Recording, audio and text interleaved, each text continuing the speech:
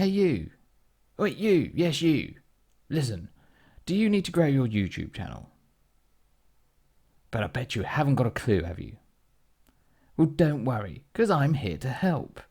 What you need to do is a top 7 or top 10 fragrance list video. What's that? Haven't got a clue where to start? Well, don't worry, because I've roped in somebody to help.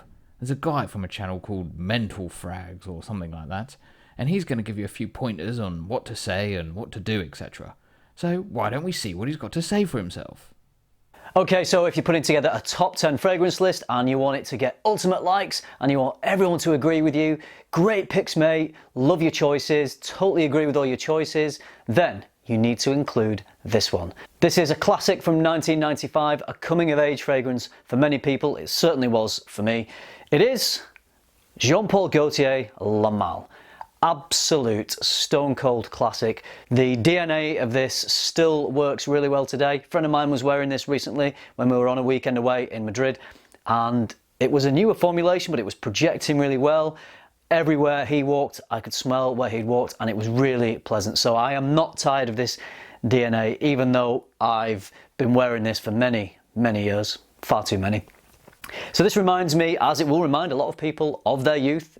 A lot of people wore this as their signature scent. It will remind them of getting into fragrances, of going to university, of putting it on and going out clubbing and meeting people and dating, that kind of thing. So this means a lot to a lot of people. It's a great scent. Took some classic aspects of male perfumery, brought them right up into modern day. It still works well today. If this is in your list, it is going to be the ultimate top 10 list.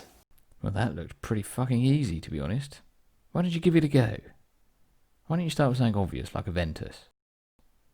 What's that? Not got a Ventus? Too poor? Well, have you got a clone? So, Mont Blanc Explorer then. It is an Aventus clone.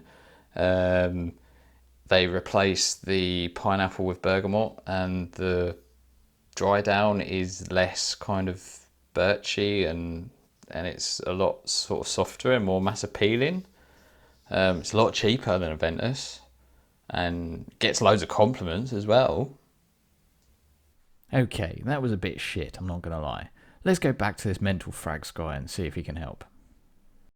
For the absolute best top 10 list, you must include a fragrance that can do it all. A fragrance that has ultimate versatility.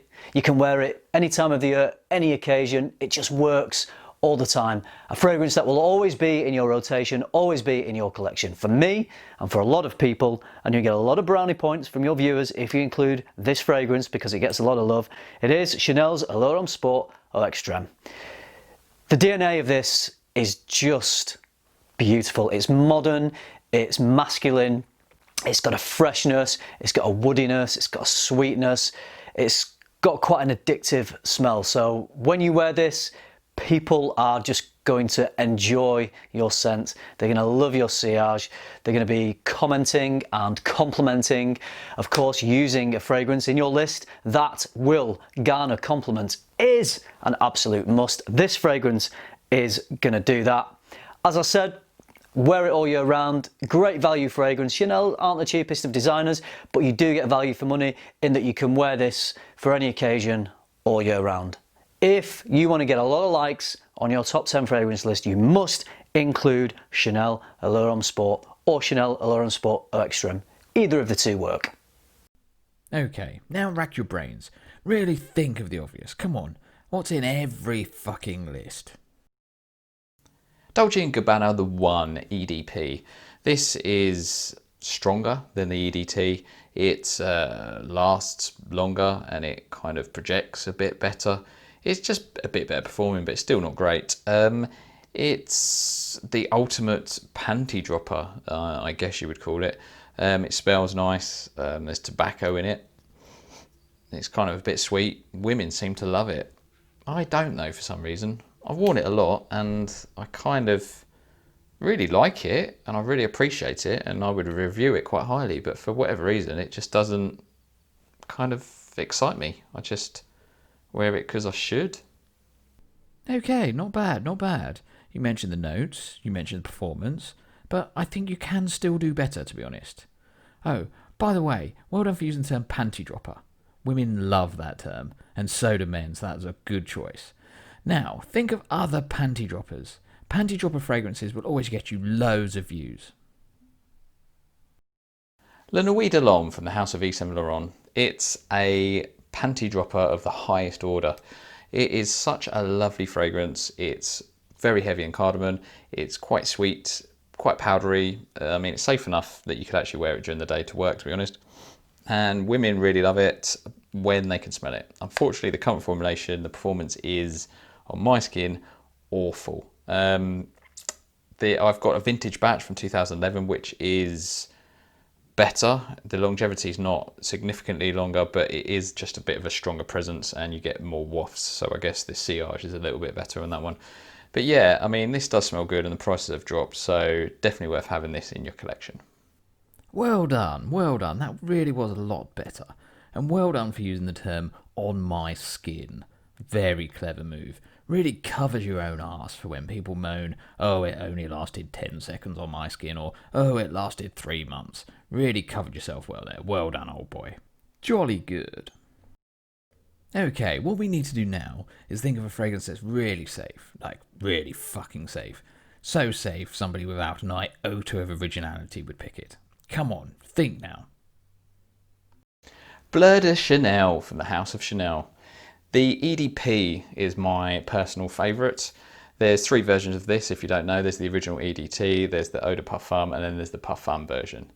I think the EDT is a little bit scratchy and I don't enjoy it too much. I think the Parfum smells the best by far, but the performance on my skin isn't great. It is a little bit richer and the incense is a bit stronger, where for me, the Eau de Parfum is the Goldilocks. It's the one that's bang in the middle, not too hot, not too cold.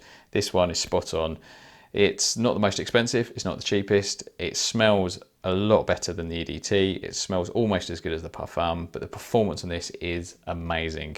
This really projects well, lasts all day, particularly on clothes. Absolutely love this fragrance. It will be in my collection for life. And I always just feel so good when I wear it, even though I know it's a really common DNA. I think everybody should have Bleu de Chanel in their collection. That wasn't bad. You're actually getting the hang of this. Well done. So listen, we're nearly finished because top 10s are so out. Everybody's all about the top 7. So what else can we include for the final fragrance? Think, man. Oh, fuck. We nearly forgot about Sauvage. Dior Sauvage. Now, I never thought in a million years I would ever own a bottle of Dior Sauvage, ever. So if you followed the channel for a while, you know I've never been a huge fan. I kind of thought it was all right, but I just always find it a bit choky. I did do a first impressions video of Dior Sauvage Parfum, and it was my favourite. Initially, I was kind of like, yeah, it's the same old. But then on the dry down, I just thought it smelled kind of not as scratchy and harsh, a bit smoother, just a lot, probably the most pleasant version of the 3. It's a kind of a little bit softer and kind of easier going. And never thought I'd necessarily own it, but then Tony at Fragdicted did a collaboration video with me, and he smelt really good wearing Dior Sauvage Parfum, and you know, who doesn't want to smell like Tony from Fragdicted? So I went and bought a little bottle, and I enjoy it. Now, what I will say is I don't get the performance issues that people have from this. I don't know if after it kind of the performance got slated when it was released that they have tweaked it and made it a bit stronger or what, or I don't know, or if it just works on my skin, but I get really, really good performance from this. The last time I wore this, I did 2 sprays because I was just at home, obviously in lockdown, and I could smell it well into the afternoon. And I've also picked up compliments from people at work after I've kind of had to drive there for a while and stuff, so it's been on for my skin for a good couple of hours. So I have no issues with performance from the Parfum version. Seems to be quite rare, but yeah.